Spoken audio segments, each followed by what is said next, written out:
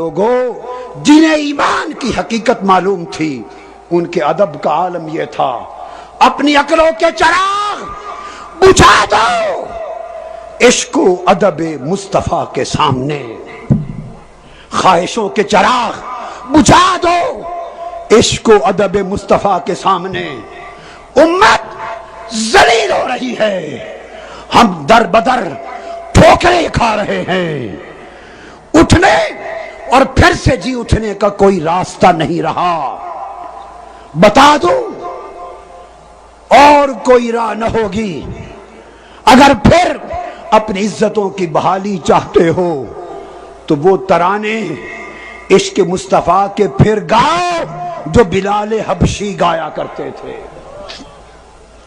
ویسے کرنی والے عشق مصطفیٰ کی تپش پیدا کرو، اپنے سینوں میں عشق مصطفیٰ کی تپش انگاری دامڑ بچا لو، تمہاری آنکھیں حضور کی محبت میں پرنم رہیں، تمہارے دل عشق مصطفیٰ میں تڑپتے رہے، تمہاری روحیں حضور کے در کے ساتھ جڑی رہے، اور حضور کی حاضری اور حضور کی حضوری کا سوچا کرو۔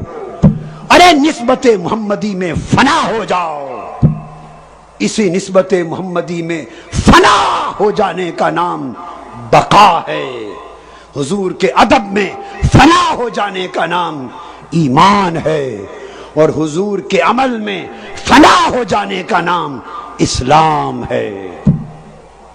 تحریک منہاج القرآن کی یہی دعوت ہے، اٹھو عشق و ادب مصطفیٰ کی دعوت لے کر، نسبت مصطفیٰ کی دعوت لے کر دنیا پہ چھا جاؤ، سب نسبتیں ٹھکرا دو، سیدنا صدیق اکبر کے اس فرمان کی طرح جن کو ایک دن ان کے بیٹے نے بتایا، بیٹے نے جب وہ صحابی تھے عرض کیا ابا جان آپ کو اس دن کا ایک واقعہ سناتا ہوں جب میں کافر تھا اور آپ کے خلاف میدان بدر میں مکہ کی کفر کی فوج کی طرف سے لڑ رہا تھا، وہ سناؤں۔ بیٹے نے کہا ابا جان میدان بدر میں 3 مرتبہ آپ کی گردن میری تلوار کی زد میں آئی تھی، اگر چاہتا تو سر قلم کر دیتا مگر میں نے باپ سمجھ کے چھوڑ دیا۔ سیدنا صدیق اکبر جلال میں آ گئے، کہا بیٹے تو نے تو 3 مرتبہ باپ سمجھ کے چھوڑ دیا، اس خدا کی عزت کی قسم جس کے قبضہ قدرت میں میری جان ہے، تمہاری گردن اگر ابو بکر کی تلوار کی زد میں ایک بار آتی خدا کی قسم سر قلم کر دیتا، بیٹا سمجھ کے کبھی نہ چھوڑتا، اس لیے کہ جب سے محمد والا سودا کیا ہے سارے سودے چھوڑ دیے، جب سے بازار محمد میں بکے ہیں سارے سودے بھول گئے ہیں، جب سے نسبت محمدی کے غلام ہوئے ہیں سب نسبتیں چھوڑ دی ہیں، اور جب سے حضور سے وفاداری کا اعلان کر دیا ہے سارے رشتے توڑ دیے ہیں۔ آؤ اٹھو رشتہ مصطفیٰ کو ہر رشتے پر غالب کر لو، نسبت مصطفیٰ کو ہر نسبت پر غالب کر لو، غلامی مصطفیٰ کو اپنا لو اور ساری غلامیوں کے بتوں کو ٹھوکر مار کر توڑ دو۔ میں ختم کر رہا ہوں اس اعلان پر کہ یہ تحریک امت مسلمہ میں انشاءاللہ اسلام کا احیاء کر کے رہے گی، دین کی تجدید کر کے رہے گی۔ لوگوں سن لو، میں اس لیے پیدا کیا گیا ہوں، اس لیے زندہ ہوں اور اس لیے مر جاؤں گا کہ اپنے مصطفیٰ کا عشق ایک ایک سینے میں چراغ جلا دوں، اندھیرے عشق مصطفیٰ سے ختم کر دوں۔ اٹھو عشق مصطفیٰ کی شمع لے کر، ادب مصطفیٰ کی شمع لے کر زندگیوں میں انقلاب لاؤ، دین کی تجدید ہوگی، یہ صدی تمہاری صدی ہے.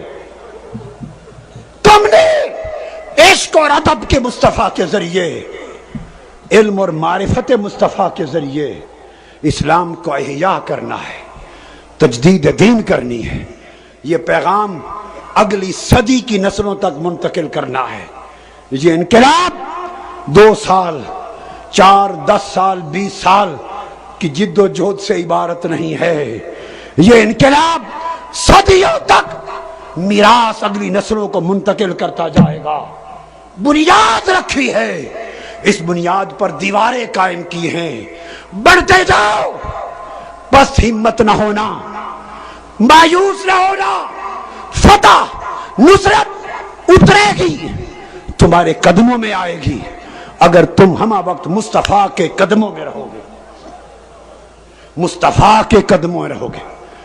کوئی بڑا سے بڑا طاغوت، کوئی بڑا سے بڑا جابر، کوئی بڑا سے بڑا عامر مصطفیٰ کے غلاموں کی راہ کو روک نہیں سکتا، اور عشق و ادب مصطفیٰ کے اس قافلے کے راستے کو رکاوٹ نہیں بن سکتا.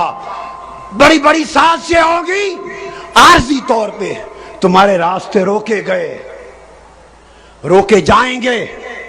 یہ عارضی رکاوٹیں ہیں، ٹھوکر سے دور کرتے جاؤ، بڑھتے جاؤ اور ثابت کر دو کہ یہ مصطفیٰ کے غلام مصطفیٰ کے شیر ہیں، اور جس میدان میں جائیں گے فتح کے جھنڈے گاڑتے ہوئے جائیں گے. آگے بڑھو، اللہ کی مدد تمہارے انتظار میں ہے. جبینوں کو سجدوں کی لذت دو، جبینوں کو سجدوں کی لذت دو. اللہ کے حضور دست بستہ رونے کے حال میں کھڑا ہونا سیکھو. دلوں کو اس کی ڈوری حضور کے گنبد اور حضور کی زلفوں سے جوڑ دو. ہر وقت حضور کی یاد میں رہا کرو، ہر وقت حضور کی دھن میں رہا کرو، ہر وقت حضور کے خیال میں رہا کرو، حضور کے دھیان میں رہا کرو. اٹھو بیٹھو چلو پھرو جیو مرو مصطفیٰ کے لیے، مصطفیٰ میں، مصطفیٰ کی خاطر، مصطفیٰ کی طرف. اللہ تبارک و تعالی میلاد کے اس پیغام کو آپ کے دل و دماغ میں راسخ کر دے، راسخ کر دے، اور بڑے سے بڑے مارکوں کے لیے قربانیاں دینا سیکھو. وقت کی قربانی، مال کی قربانی، جان کی قربانی، تجارت و کاروبار کی قربانی، رشتوں کی قربانی، سب کچھ قربان کر دو. کس کے لیے؟ جسے مصطفیٰ کہتے ہیں.